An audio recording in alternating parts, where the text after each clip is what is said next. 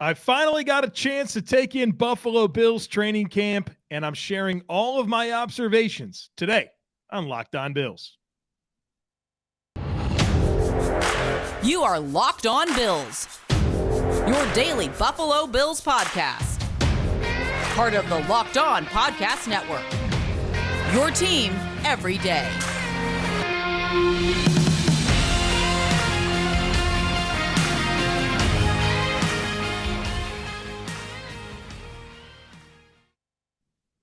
What's up, Bills Mafia? It's Joe Marino from the Draft Network, and I'm your host of Locked On Bills. Happy Wednesday/Thursday to you, and thank you for making Locked On Bills your first listen every day. As a reminder, we are free and available to you on all platforms, including YouTube. Folks, it's great to join you here from the greater Rochester area. Finally got a chance to be here and take in Buffalo Bills training camp. And I really enjoyed it. And I'm excited to share my observations today on the podcast that are firsthand observations. I was there, I watched practice, and I have a lot to say about the things that I learned and the things that I took away from observing the practice on Wednesday morning. And so real quick, before I get into that, I do want to remind you of our schedule this week. So you're going to get a podcast again tomorrow that is very similar to today because I'll be at practice again on Thursday. Friday, I will give you an episode on what I'm looking for Saturday in preseason game 1 against the Colts. And then after the game against the Colts, which is at 4 o'clock, not 7 like I goofed and said on the Sunday/Monday podcast, I will record that and give you all my post-game reaction for a weekend podcast this week. So a lot still to come this week and a lot of firsthand observations to deliver to you. So now let's focus in on this Wednesday practice. I want to start with some injury notes. We didn't get a chance to see Tavon Austin today. He was out with some tightness. Certainly wish I could have saw him. I was anxious to see or get an idea for the vision for him in this offense, but he didn't practice, so there's nothing to take away there. Stephon Diggs, he had a rest day, so he didn't practice. Tyrell Dodson and Tim Harris didn't practice. We're not exactly sure why, but they were not participating on Wednesday morning.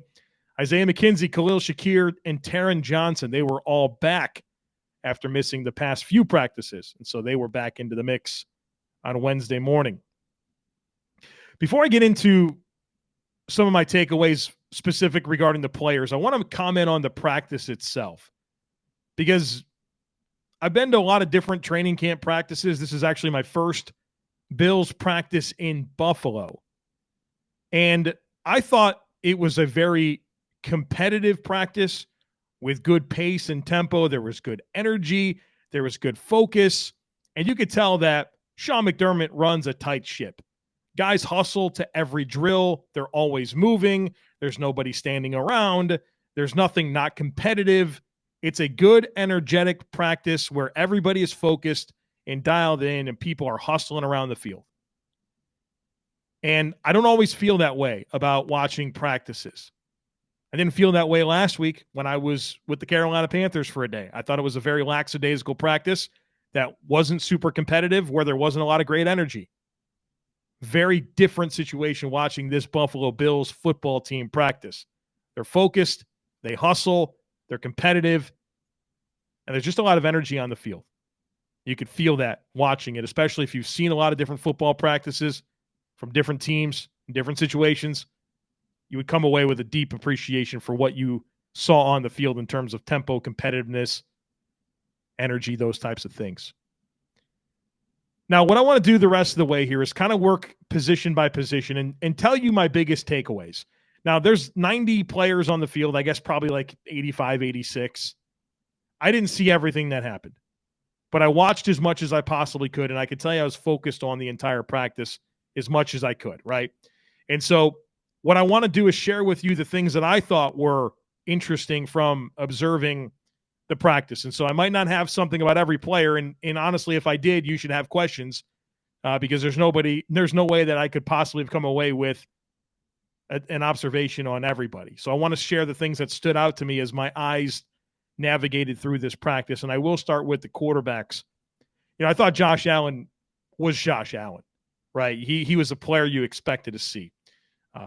Brings a lot of energy, throws the football beautifully, is the clear leader on the field, has a lot of interactions with his teammates, both sides of the football, all the coaches, right? You could tell he's that dude right on the field. And then obviously his presence as a big deal, right, for the community and for people at practice, wanting to get an autograph, all those types of things. I mean, he's different, right? He's different. And so it was cool to see him in a practice setting in Buffalo. I've seen Josh practice in Mobile, Alabama with Senior Bowl. I've seen him practice in Spartanburg, South Carolina when the Bills and Panthers did joint practices a few years ago, but never here.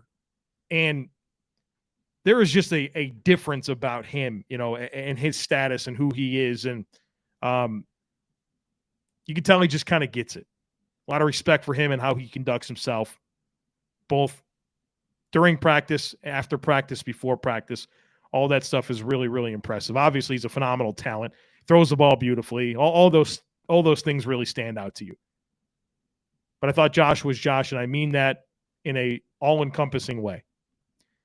Thought there were three particular things about the offense and quarterbacks that stood out to me outside of Josh being Josh.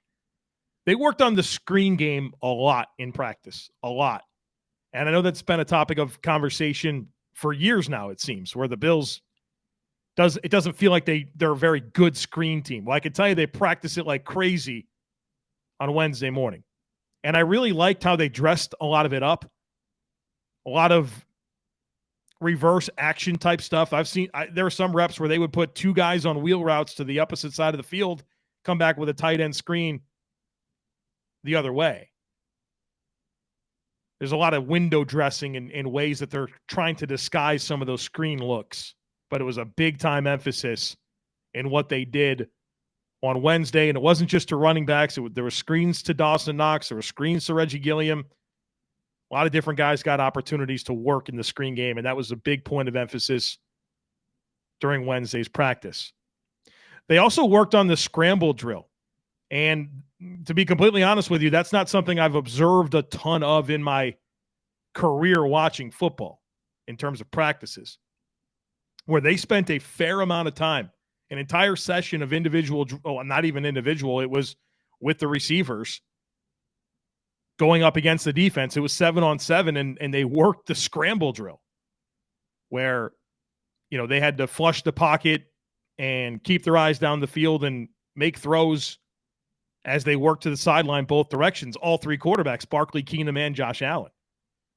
And so, look, Josh Allen's great off script. He's great outside the pocket. Well, that's because he practices it. And it kind of ties in with some of the stuff I talked about last week with Josh Allen and some of the running plays. And people were wondering, well, why are they practicing these running plays with Josh Allen? Well, that's because he's going to do it in the game. You got to practice this stuff.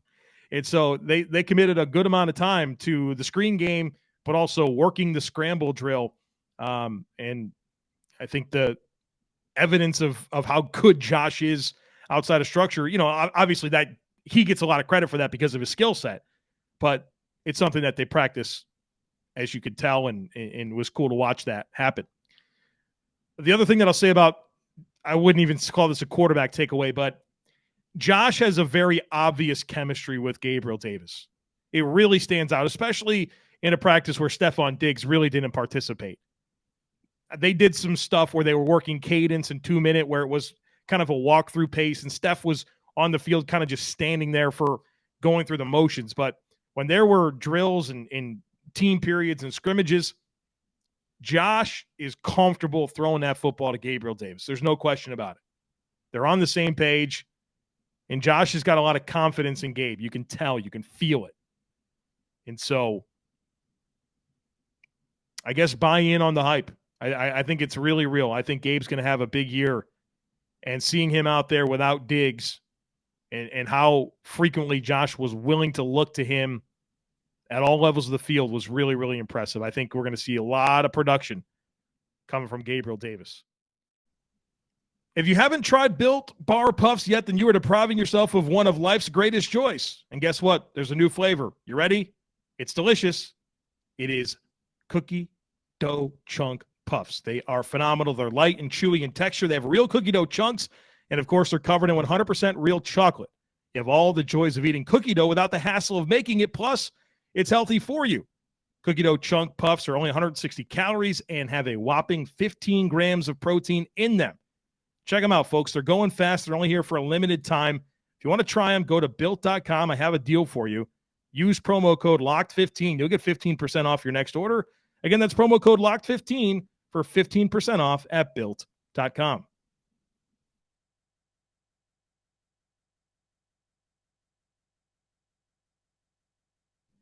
All right, let's move on to some of these other position groups. Let's next go to running backs. Again, my takeaways from watching these position groups, but certainly don't have something on everybody. But the first thing that stood out to me about the running backs is James Cook and Duke Johnson.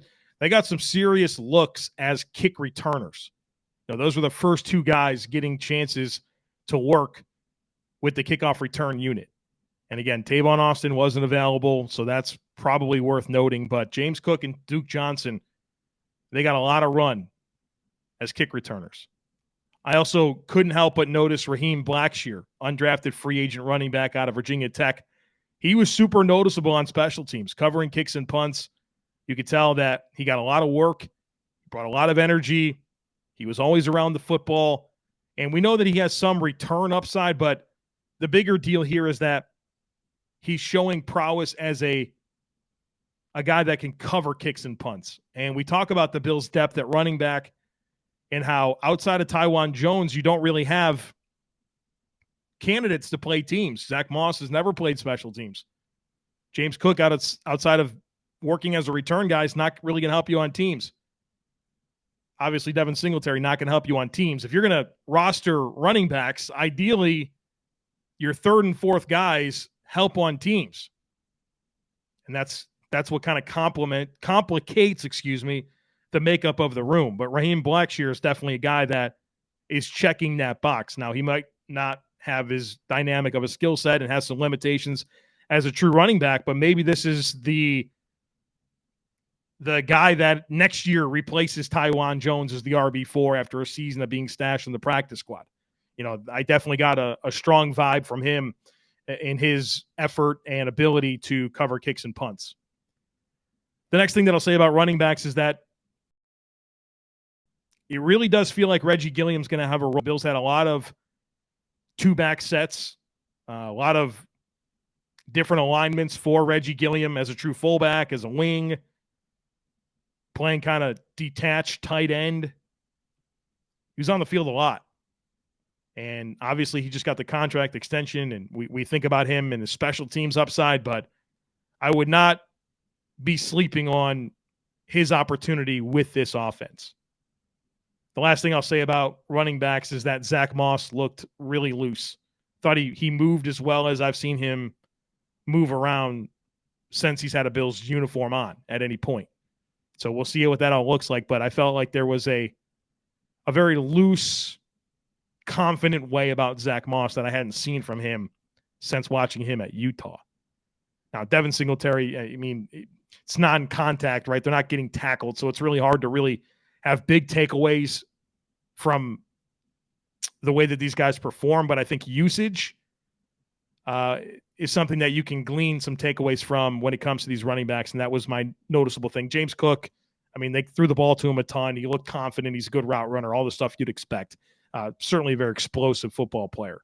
But, outside of contact, there's not a whole lot to say. Anxious to see these guys during the game on Saturday. Let's move on to wide receivers. Obviously, Stephon Diggs was out, didn't practice. And so that led to a lot of opportunity for Gabriel Davis in team drills.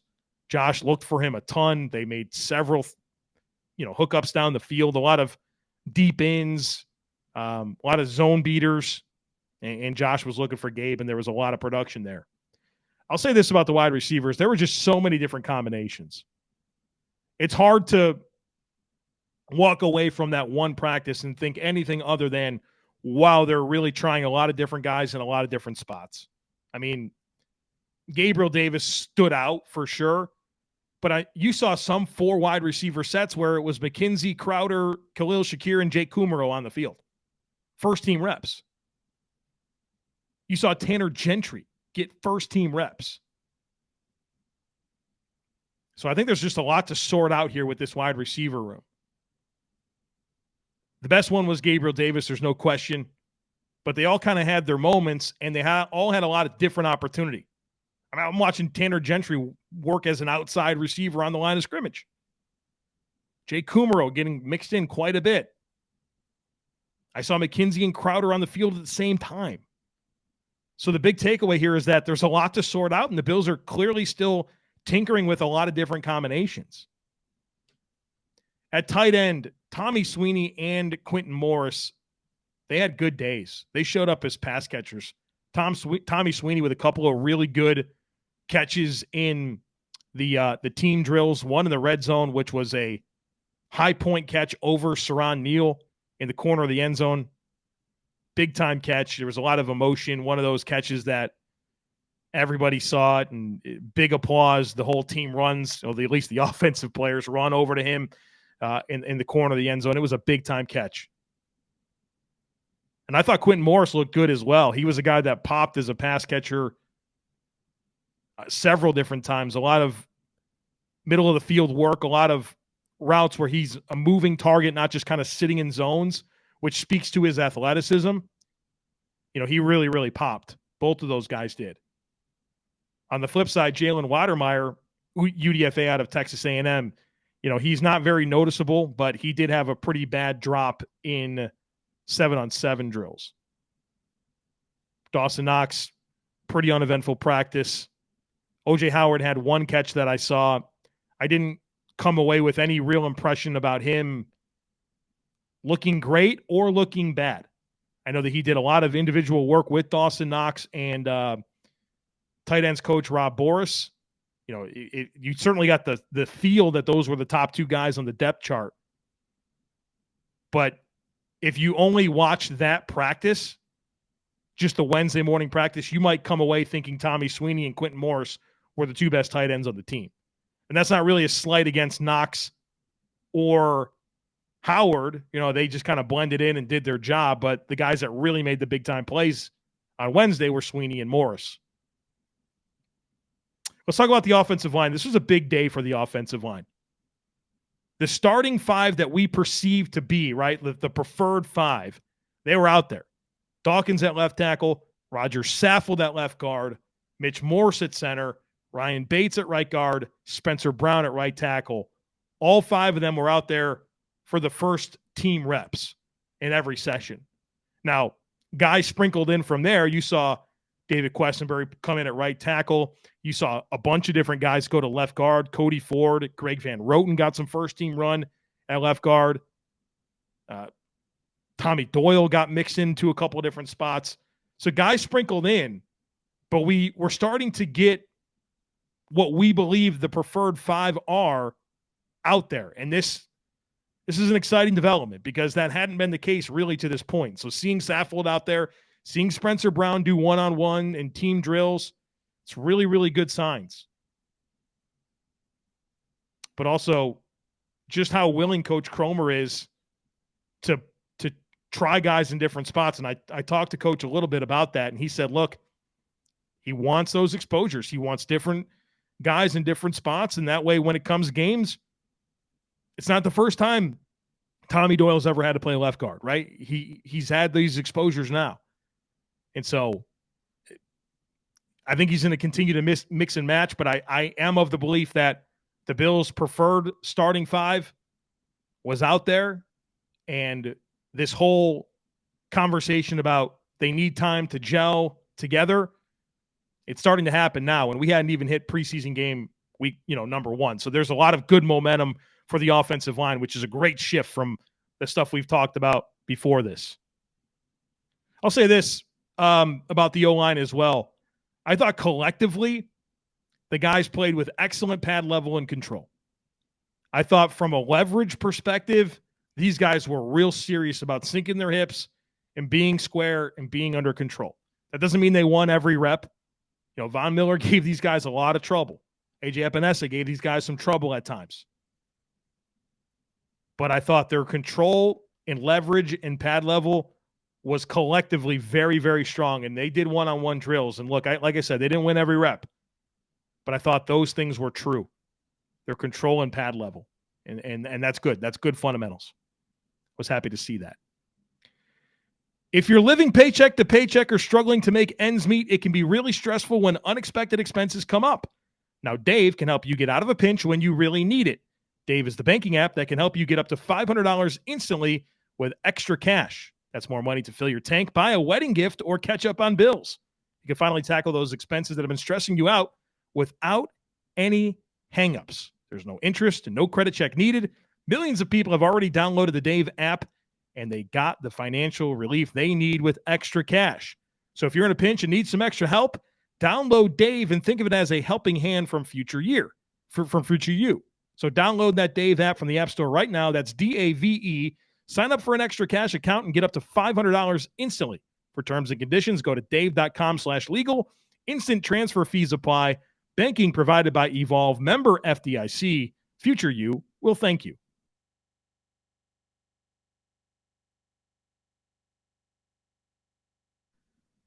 All right, let's talk a little bit about the defense. We'll start with the defensive line. I want to talk about Von Miller. Played a lot on the right side. A lot of reps on the right side, especially in team drills. He had some one-on-one reps where he rushed from the left side, but he was primarily a right side player in team drills with Greg Rousseau as the left defensive end. I thought he had his way as a pass rusher. You know, when Von wants to dial it up and win, he does. His vision is incredible. I think that's my favorite thing about him.